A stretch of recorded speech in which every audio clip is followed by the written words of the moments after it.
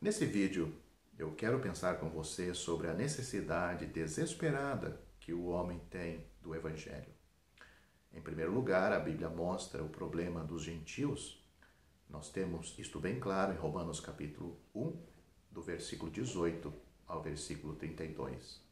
A seguir, a mesma Bíblia expõe a mentira, a falácia da suposta superioridade israelita e mostra que os judeus estão atacados da mesma praga do pecado. Romanos capítulo 2, do versículo 1, então o capítulo 2, versículo 1 até o capítulo 3, versículo 20. Embora Paulo não mencione a princípio o judeu no capítulo 2, versículo 1, os versos seguintes tornam claro que ele, o judeu, está incluído. Paulo começa de modo a não despertar desnecessariamente os preconceitos de qualquer leitor judeu. Ele estabelece seus princípios de maneira tão geral e simples, de modo que estes forçariam o consentimento do judeu antes que ele percebesse a aplicação especial deles à sua pessoa.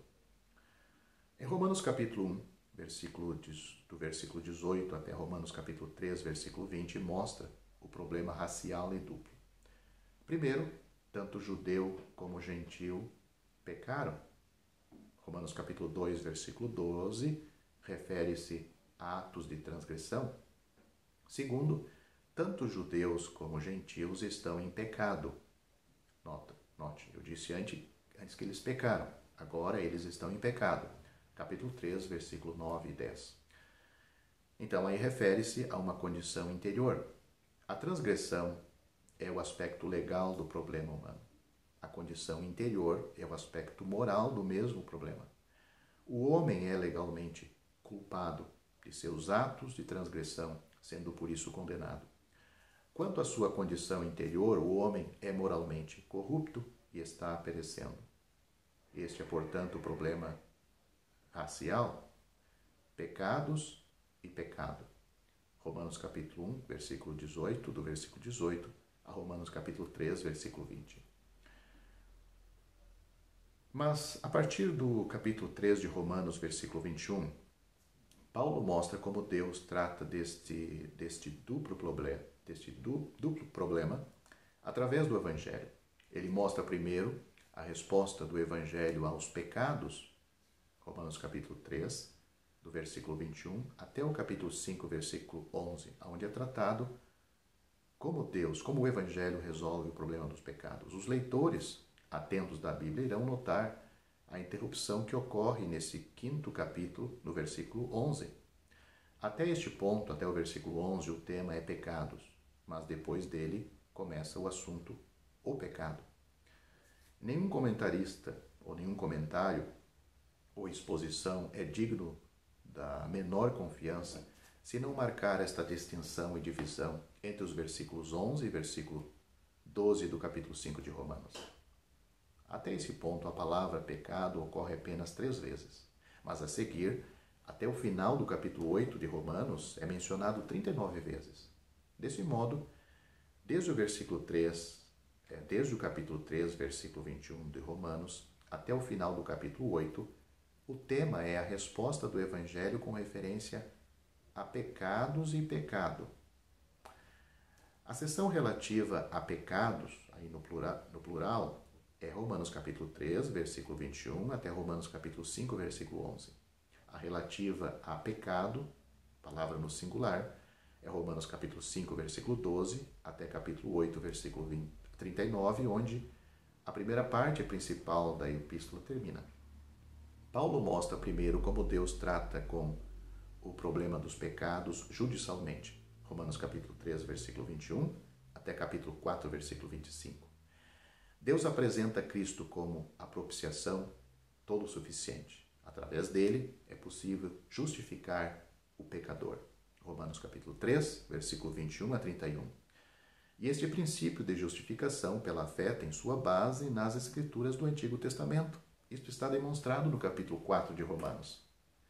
Segundo, Paulo mostra que o Evangelho responde aos problemas dos pecados experimentalmente, isto é, na experiência do crente. Capítulo 4, versículo 1 a 11. Justificados, pois, mediante a fé, tenhamos paz com Deus por meio de nosso Senhor Jesus Cristo, e o amor de Deus é derramado em nossos corações pelo Espírito Santo. Isto está em Romanos capítulo 5. Vemos assim as respostas do Evangelho quanto aos pecados judicialmente. Romanos capítulo 3, versículo 21, a capítulo 4, versículo 25. E experimentalmente, Romanos capítulo 5, versículo 1 a 11. Após Romanos capítulo 5, versículo 12 a Romanos capítulo 8, versículo 39, surge a resposta do Evangelho ao pecado.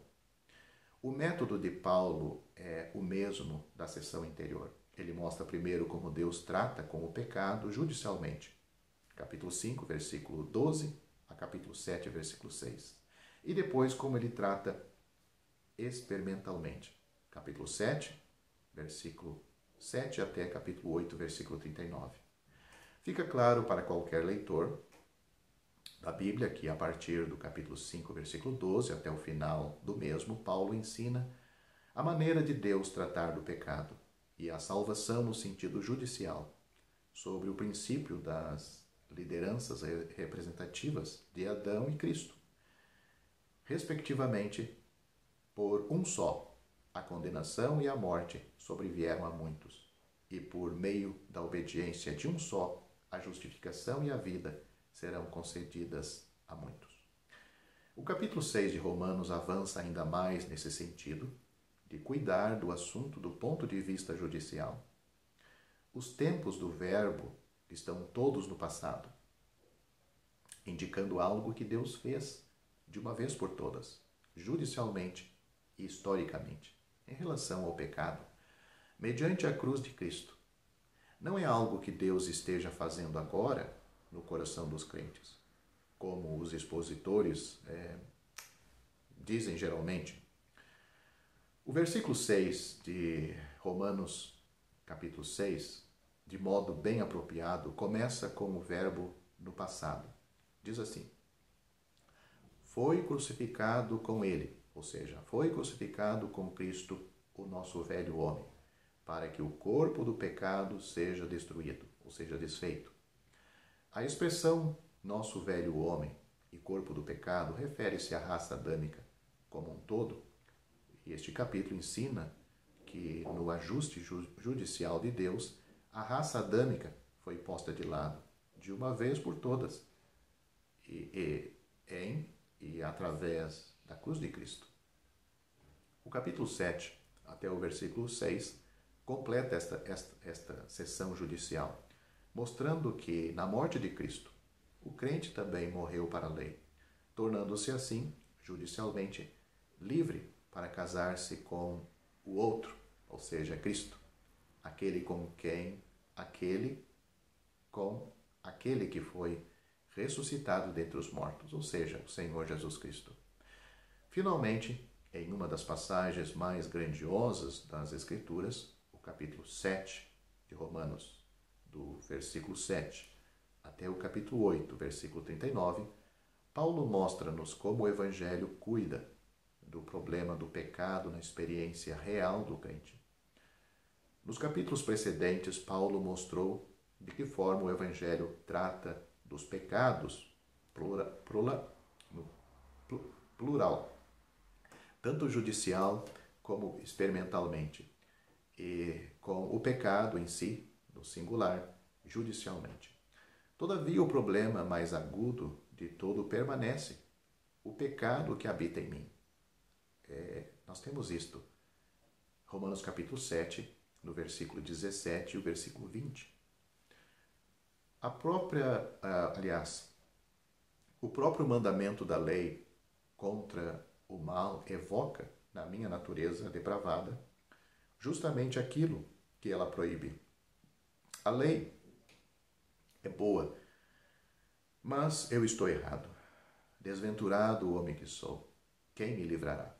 Este é o clamor de Romanos capítulo 7. O capítulo 8 dá a gloriosa resposta. A atenção tem sido muitas vezes chamada para o fato de o Espírito Santo ser mencionado neste capítulo nada menos do que 19 vezes. Romanos capítulo 8, enquanto ele é mencionado apenas uma vez nos capítulos anteriores. Mas a importância disso não parece ter sido apreciada.